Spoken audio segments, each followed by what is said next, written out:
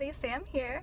I am currently in the parking lot at Walgreens. I've had kind of a day, so I decided to do something to boost my mood a little bit and share with you guys my revert story. So here it goes. And yes, that is baby Imani sleeping in the background. So I'll start it with, I was brought up Christian.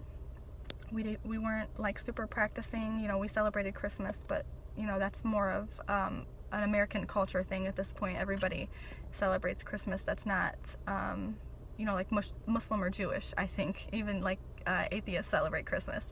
But anyways,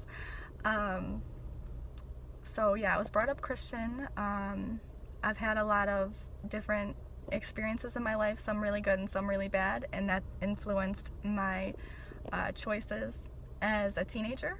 I was pretty wild. I rebelled in a lot of different ways, you know what I'm saying? I was super into self-medicating. I smoked a lot of weed coming up, as a teenager. And I mention that because Islam changed a lot in my life. So I bring up the bad stuff so you can understand why, Islam was so good for me. So I was 16. Me and my mom and family, we moved to another house in Detroit. There was a Muslim family across the street.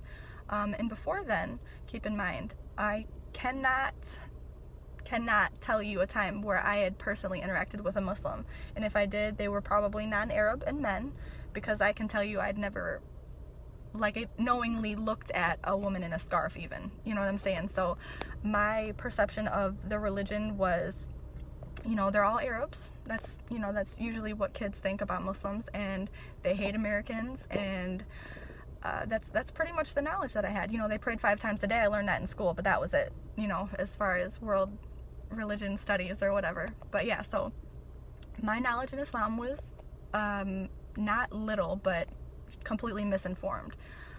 So yeah, meeting them was like an awakening, you know what I'm saying? So seeing these people that are so sweet, and the daughter didn't wear a scarf, but the mom did, and the dad was super religious. He fasted outside of Ramadan, so like it was nice to see the difference in what I thought versus the reality. And then going forward, I had met someone who, I remember my first interaction was talking about a Marilyn Monroe tattoo that I wanted to get on my back, and he was like, but why though? That's really dumb. So he just instilled in me to basically think before you act, simple stuff.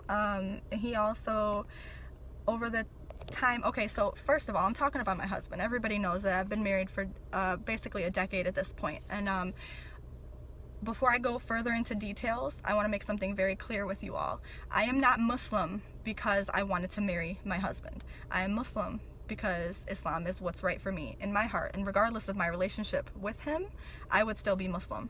So please do not accuse me of faking my religion for a man, because it's very common and I'm aware of that, but I'm surely not the case. Anyways, so we met, and we would argue about a lot of things.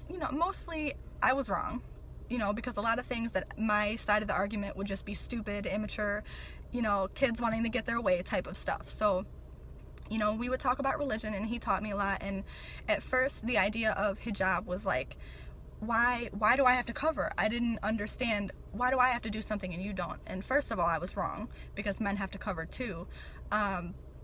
They just have different ways of covering. And I didn't understand at first the value of modesty in general.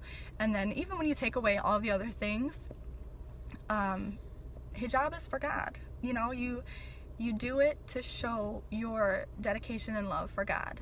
That's just like the basics of it. So when I understood that, or when he explained that to me, it was such a beautiful thing. And furthermore, the more I learned about Islam, the more I kind of decided that I needed it, because Islam is not just a religion. It's a way of life. It's every aspect of your life. Eating with your right hand and not your left. Saying Bismillah before you take a bite. There are a lot of parts of Islam that is a positive influence in different aspects of your life. And I saw that learning it. You know, I saw how beautiful someone's perception on the world can be when they're looking at it through the eyes of Islam. And that sounded so corny coming out. I swear to God, I didn't mean to sound so corny. But oh, I'm being loud. Sorry, baby. But yeah, so we were friends, and we would talk about religion and, you know, our lives and what we want to do with our lives, you know, growing up and stuff like that. And, you know, I decided that I wanted to be Muslim. And through this time, at the time, I did go through a point of confusion. I don't know, because I was trying to figure out, you know, I was 16, 17, I was young. We don't think clearly when we're teenagers. So I was struggling with understanding my own feelings of whether or not I loved Islam or if I loved my husband, or both. You know what I'm saying? I was trying to figure out if I was doing this like 100% for me, or if I was being, you know, the typical teenage girl, just trying to make her, you know, this guy that she liked, like her back. You know what I'm saying? And it was a tough time for me. But when I can't tell you for certain the moment, but there was a moment, and I just, like, I needed Islam, but I needed him too. You know what I'm saying? Like, it was like a package deal, kind of. Like, I knew I could be Muslim on my own because I feel it in my heart, and I believe, you know, the teachings of Islam. But he just brings it out on me. He makes me try harder to be a better Muslim. You know what I'm saying? Like, you just wake up in the morning and I need to pray. You know what I'm saying? Like, he's that person for me. So I love him for so many different reasons and ways. You know what I mean? And this did not, I didn't intend to have this be about my husband at all, but he really did save my life. And I say that all the time, and my mom kind of laughs, and she says it a little bit too. But I'm gonna stop actually, because I think I'm gonna cry.